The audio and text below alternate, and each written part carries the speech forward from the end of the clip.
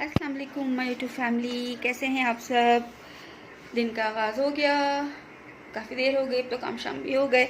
मैंने कहा थोड़ा सा लेट बनाते हैं। टाड़ा।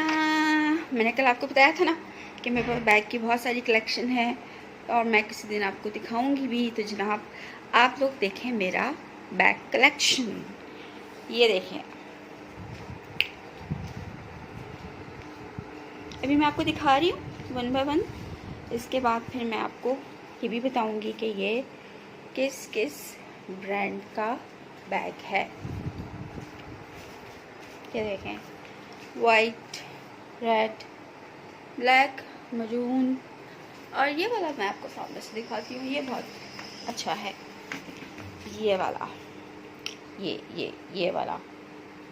चलें शुरू करते हैं आज का व्लॉग। आपको बताते हैं बैग कहाँ कहाँ के हैं। ये रेड वाला इसी इसका बैग है, ठीक है। बड़ा ज़बरदस्त लेदर, बहुत अच्छी कैपेसिटी और सिंगल पार्टीशन का है। ये भी सिंगल पार्टीशन का है। इसके पास इसके अंदर जो है वो एक और मिनी पाउच है इसका, और ये है ए स्टोर का। अगर आप लोगों ने कभी बैग्स मंगवाने हैं तो ए स्टोर को आप ज़रूर जो है वो एक्सप्लोर करें। इनके बैग्स बहुत अच्छे होते हैं, बहुत ही इकनॉमिकल, बहुत ही सस्ते। ये स्टाइलो का बैग है, ये सेल लगी हुई थी तो मैंने वहाँ से लिया था। हाँ, ये मैं जब लाहौर गई थी अपना पेट स्कैन कराने के लिए, तो वहाँ मैंने अचरा से ये वाला बैग लिया था। ये भी मुझे बहुत नॉमिनल 2000 का ये वाला वाइट वाला बैग मिला था। अच्छा, अगेन ये जो ब्लू वाला है ये भी स्टोर का ही है और इसके प्राइस भी के 1600 या 1400 रुपये के हैं। अच्छा, ये है जनाब मशहूर ज़माना बैग।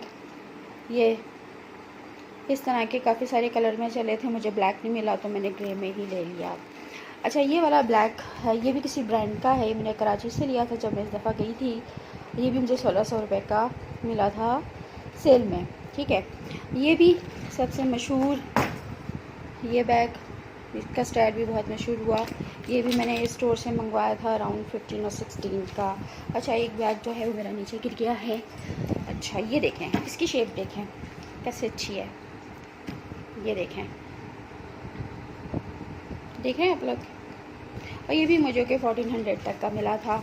ये भी ए स्टोर का ही है। अच्छा, ये जो येलो वाला है ये भी ए स्टोर का है।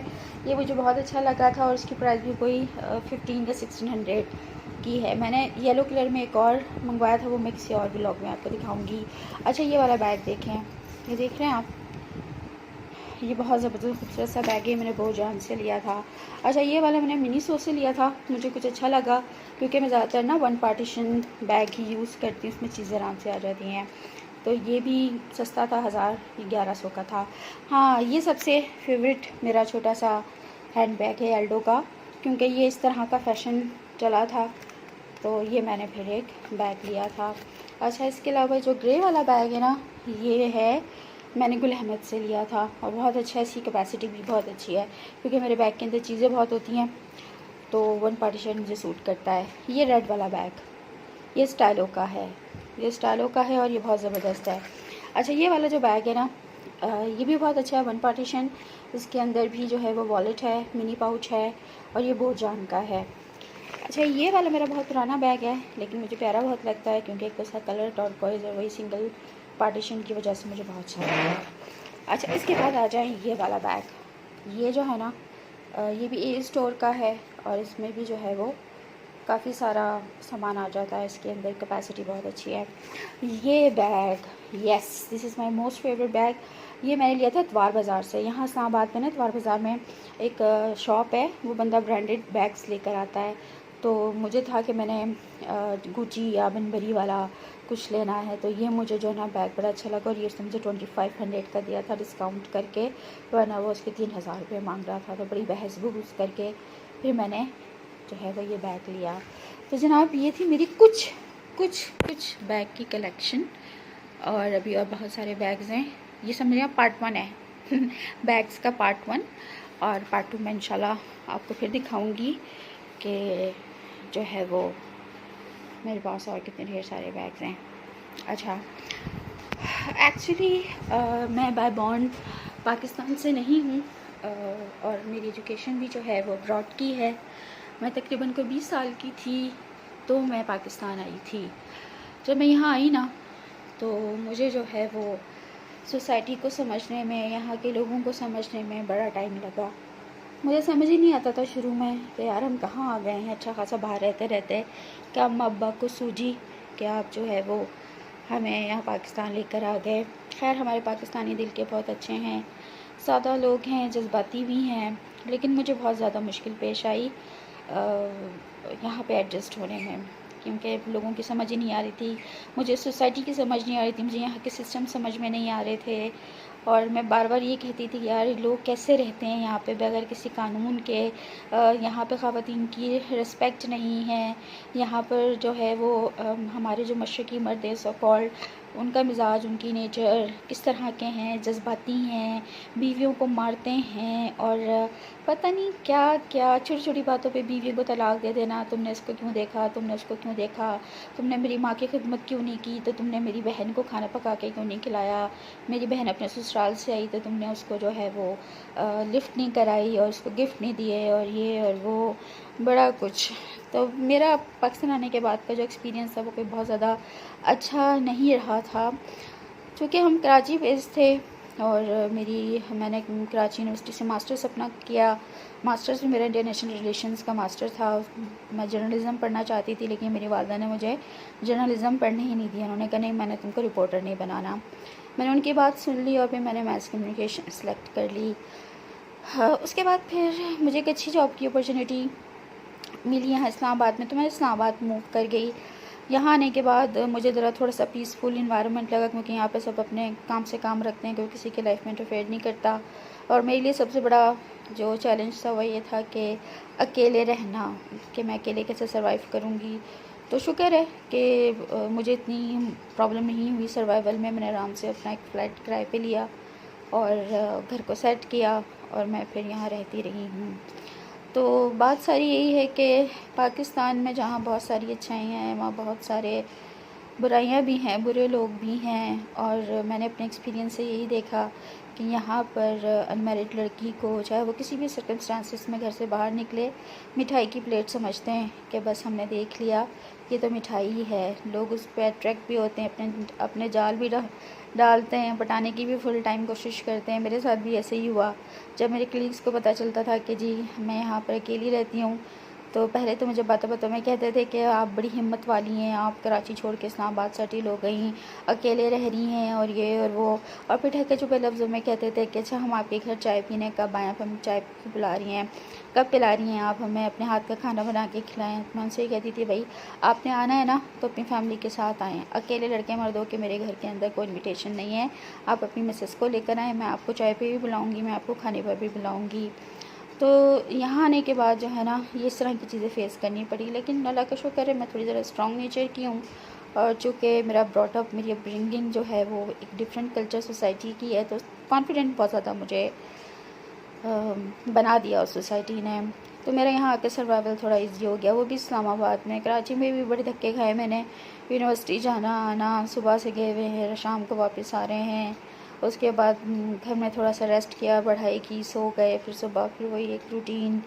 तो जब जॉब शुरू करते हैं तो ज़ाहिर एक नया एक्सपोजर आपको मिलता है, आपको जो है वो कॉन्फिडेंस भी आता है और काफ़ी शऊर भी आता है। तो मेरी जो यहाँ की जर्नी थी पाकिस्तान आने के बाद की, सबसे पहले तो मेरे सिस्टम के ख़िलाफ़ मुझे बहुत ग्रज था कि यार यहाँ पर तो कोई कानून नहीं है। आप पुलिस के पास चले जाएं, पुलिस आपको वो तब बेगैरती वाला सलूक करती है कि बंदा जो है ना वो कहता है मैं अल्लाह मेरी तौबा, मैं दोबारा कभी ना थाने जाना पड़े।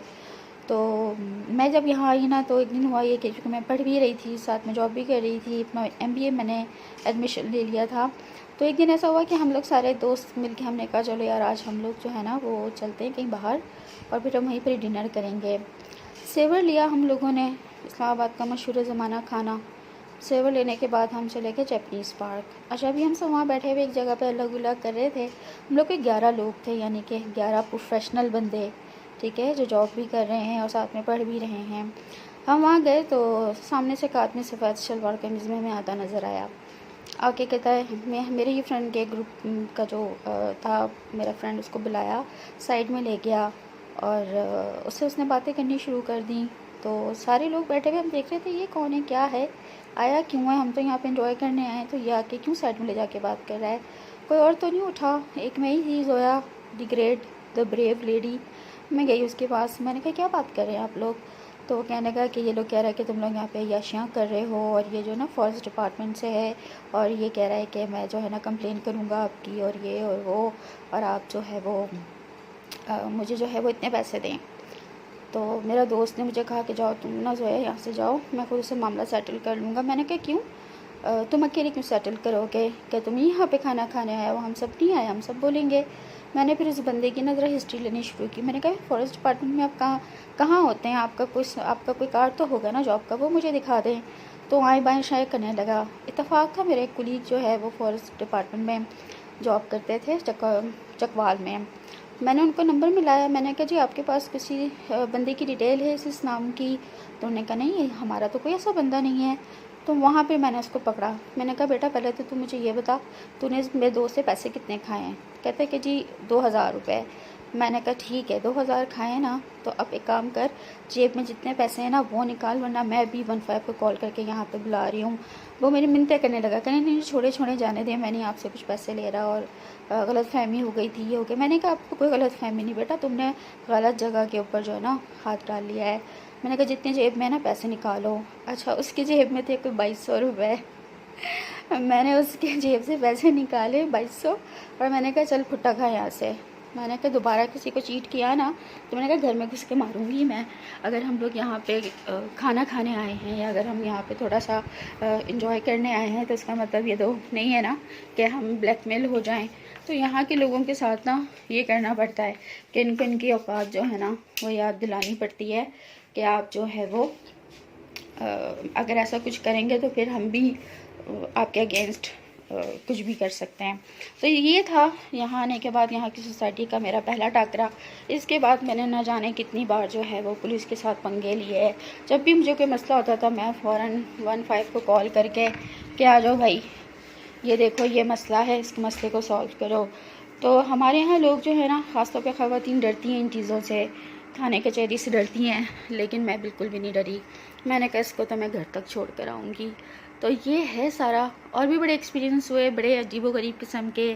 ठीक है, लोग अच्छे हैं, हमारे साफ़ सुथरे दिल के हैं, लेकिन बुद्धू पागल भी जल्दी बन जाते हैं, और बहुत जल्दी जो है वो अपनी हिम्मत भी छोड़ देते हैं। जब पुलिस की बात आती है ना, तो फिर ये कहते हैं कि जी जो है वो बस इनसे कौन पंगा ले। तो भाई हम तो उनमें से हैं जो कहते हैं आओ हमसे पंगा लो, हम तुम्हें दिखाते हैं तो पंगा लेने के बाद होता क्या है। और भी बड़ी सारी चीज़ें हैं, आप लोग को थोड़े थोड़े टाइम में बताऊंगी मैं कि मेरी लाइफ जो है वो किस तरह की थी, क्या थी। और मैंने अपनी लाइफ को खुद से, किसी के बलबूते पे नहीं, खुद से अपनी लाइफ को मैंने जो है वो किस तरह से बनाया है, एक स्ट्रॉन्ग प्लेस सोसाइटी में अपनी बनाई है। लड़ना झगड़ना, लोगों से अपना स्टांस रखना, अपनी बात मनवाना, ये सारी चीज़ें हर औरत कर सकती है। और ये मैं सिर्फ इसलिए कह रही हूँ कि अगर सितारा यासीन इतनी स्ट्रॉन्ग थी या इतनी हिम्मत वाली थी तो वो लोगों को बेवकूफ़ न बनाती। वो जो है बिल्कुल भी हमदर्दी का कार्ड प्ले, सिंपैथी कार्ड होता है ना, वो प्ले करने की उसे ज़रूरत नहीं थी। शौहर की दूसरी शादी का मैटर भी था ना, तो वो उसको इस तरीके से एक्सप्लॉइट किया है। उसने अपने शौहर की इज़्ज़त को भी, कौसर को भी, खुद अपनी, आप लोग खुद देख लें, जो लोग दूसरों के जज्बात से खेलते हैं ना, खुद उनके साथ भी क्या होता है। तो आखिरकार उनका यूट्यूब चैनल ख़त्म हो गया, जिस पैसे का उनको घमंड था या जो भी था वो सब कुछ ख़त्म हो गया है। तो गाइस इतनी सी थी आज की बात, इंशाल्लाह फिर आपसे बात करूँ। हाय गाइस, ये मैं हूँ, ये मेरा किचन है, और ये रहे आलू। आज मैं कटलेट्स बनाने जा रही हूँ। मैंने सोचा आप लोगों को भी साथ में जो है वो अपने शामिल कर लूँ, और आप देखें कि मैं कटलेट्स जो है वो किस तरीके से बनाती हूँ। ठीक है, ये आलू मैंने बॉईल कर लिए हैं, और ये साथ ही चीज़ें भी मैंने काट के रख ली। इसमें कैबेज है, ये प्याज है, ये हरा धनिया है, ये थोड़ी सी हरी मिर्चें हैं, ये सब मैं इसके अंदर डाल दूँगी। अच्छा, मैंने ना ये एक चटनी मैं बनाती हूँ, जो लाल मिर्ची होती है ना गोल वाली, वो और लहसुन मिक्स करके। तो ये जो है ना इसका जायका अच्छा आता है। आप चाहें तो इसे बना के रिजर्व कर सकते हैं, तो इसका जायका अच्छा आता है। अच्छा, ये थोड़ा सा ज़ीरा जिसे मैं चुन के साफ़ करके रखती हूँ, तो ये थोड़ा सा मैंने डाल दिया इसमें ज़ीरा। अच्छा जनाब, ज़ीरे निकल आओ। अच्छा, नमक रह गया, नमक यहाँ रखा ही नहीं, 1 मिनट। अब ये रहा थोड़ा सा नमक, बाद में होगा तो मैं और डाल दूँगी। अब करते हैं इसकी मिक्सिंग। नज़र आ रहा है आपको ये यूँ चले, ये भाई आलूओं का कर लो अच्छी तरीके से काम तमाम। अच्छा, मैं आप लोगों को बता रही थी अपनी पिछली वाली वीडियो में कि मेरा यहाँ का एक्सपीरियंस पाकिस्तान का कैसा रहा, और यहाँ आने के बाद जो इश्यूज़ मुझे हुए।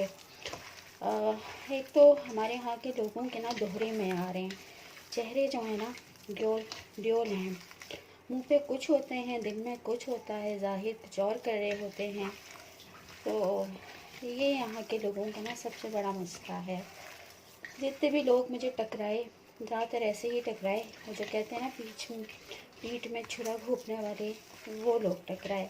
लेकिन बहरहाल जिस किसी का अपना विज़न क्लियर हो ना कि जी मैंने ये काम करना है और मैंने ये ऐसे करना है, तो उसका कोई कुछ भी नहीं बिगाड़ सकता। तो मेरे साथ भी ऐसे ही रहा, बड़े अजीबोगरीब किस्म के लोग टकराए। दोस्त थी मेरी एक, दोस्ती के नाम पे बस दब्बाई समझ लें। क्या करती थी वो, दूसरों से मिलने के लिए जाती थी, अपने घर पे कहती थी कि मैं जोया से मिलने के लिए जा रही हूँ। मैं बड़ी उसको अच्छा समझती थी। एक दिन क्या हुआ, किसी तरह से वो मेरा नाम यूज़ करके जो है वो अपने घर में बाहर गई और घर में ये कहा कि मैं जोया की तरफ जा रही हूँ। रात के 10 बजे उसकी अम्मी की मुझे कॉल आई, कहने की बेटा तुम्हारे घर पे होगी मेरी बेटी, ज़रा मेरी बात करा, क्या बात है, अभी तक घर क्यों नहीं आई है। मैंने कहा मेरे घर, मैंने कहा मेरे घर तो वो आई ही नहीं, मेरी तो उससे ऐसी बात ही नहीं हुई। कहने नहीं, तुम्हारा ही बता के गई थी, तो तुम्हारी तरफ नहीं आई। मैंने कहा नहीं, मेरी तरफ नहीं आई। कहने लगी अच्छा। अब आप ज़रा सोचें, रात के 10-11 बज रहे हैं, माँ की जवान बेटी घर के अंदर नहीं आई तो उसका हाल क्या होगा। खैर मैं उस वक्त तो चुप हो गई, मैं ज़्यादा कुछ बोलने वाली पोजीशन में भी नहीं थी, इसलिए कि भाई वो आंटी जो हैं इतनी परेशान थी और मेरे कहने से जो है ना वो और ज़्यादा परेशान हो जाती। तो अगले दिन जब मेरे दोस्त मेरे से मुलाकात हुई तो मैंने उसको पूछा, कि तुम मुझसे झूठ बोल के क्यों गई। अच्छा देखिए, ये मैं ना थोड़ा सा इसमें कॉर्नफ्लोर मिक्स करूँगी। उसका रीज़न ये है कि जब आप इसे फ्राई करते हैं ना तो फिर इसका टेक्सचर बहुत अच्छा आता है। जिस वक्त आप अपने कटलस को फ्राई करें ना, फिर इसका बड़ा पिंक सा अच्छा टेक्सचर आता है, कुछ और मिलाने की ज़रूरत नहीं पड़ती। अच्छा बहरहाल मैं आपको बताई थी अपने दोस्त का, फिर मैंने जो है क्लास ली बाकायदा उसकी ठीक ठाक किस्म से। मैंने कहा ये का सीन है भाई, तुम अगर कहीं जा रही हो आ रही हो वो तुम्हारा पर्सनल मैटर है, तुम जो है वो मेरा नाम क्यों इस्तेमाल कर रही हो। तुम्हारी अम्मी इस तरह से मुझे वो करी थी, अच्छा अम्मी की कॉल आई थी, तुमने उन्हें कुछ बताया तो नहीं। मैंने कहा जब मुझे किसी चीज़ का पता ही नहीं तो मैं बताऊँगी क्या, अल्लाह की बंदी। तो जो है वो इस तरह के भी लोग होते हैं जो आपका इस्तेमाल करते हैं और आपको पता भी नहीं चलता। तो उस दिन के बाद से मैंने फिर उससे अपनी दोस्ती ख़त्म कर दी और मेरे फिर सर्कल में जो है वो बहुत ही कम दोस्त रह गए। मैंने कहा भाई यहाँ पर तो किसी का कुछ पता है नहीं और ऐसे ही जो है वो दोस्त बना लो किसी को और उसके बाद उसके करतूतों को छुपाते फिरो, तो ये काम तो मैंने नहीं करना। अच्छा मैं हाथ धो लूँ और फिर मैं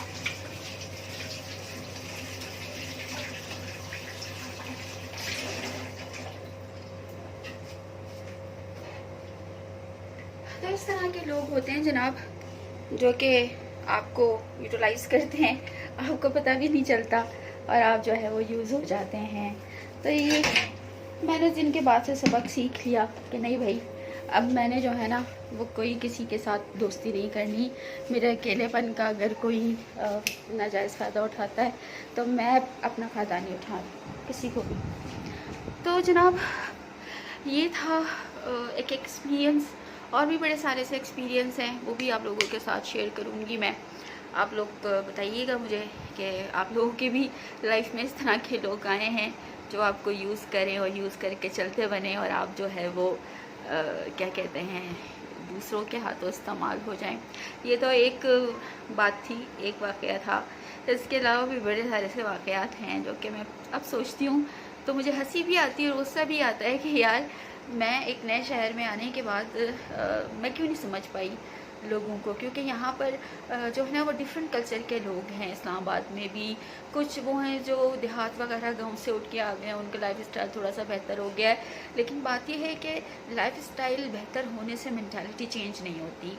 मेंटालिटी चेंज होती है आपके एक्सपोजर से, ठीक है, आपकी अपब्रिंगिंग से, आपकी जो परवरिश आपके पेरेंट्स करते हैं वो चीज़ें नज़र आनी चाहिए आपकी पर्सनालिटी में कि आप किस तरह के हैं। झूठ बोल के दूसरों का इस्तेमाल करके अगर आप किसी को दुख पहुंचा रहे हैं तो मेरे ख्याल से वो ना आपकी तरबियत भी और बहैसियत इंसान भी आप बहुत कमज़ोर हैं। तो बताइएगा मुझे आपको कटलेट्स की रेसिपी कैसे लगी। 5 मिनट में मैंने तैयार कर दी, क्योंकि वही बात है, मेरे हस्बैंड शौक से खाते हैं। मैंने कहा चलो आज कटलेट्स बना लेते हैं। कल मैंने राइस बनाए थे जो कि अभी भी थोड़े से फ्रिज के अंदर रखे हुए हैं, तो मैं सोच रही थी खाऊंगी दोपहर को, लेकिन लंच करने की आदत नहीं है तो मेरा फिर लंच जो है वो रह ही जाता है। मैं कोई फ्रूट वगैरह खा के गुजारा कर देती हूँ और खाना मैं खाती हूँ अपने हस्बैंड के साथ। तो चले जी, आज के व्लॉग का करूँगी मैं एंड। अपना ख्याल रखिएगा, लाइक करें, सब्सक्राइब करें और चैनल के साथ जुड़े रहें। अल्लाह हाफिज़।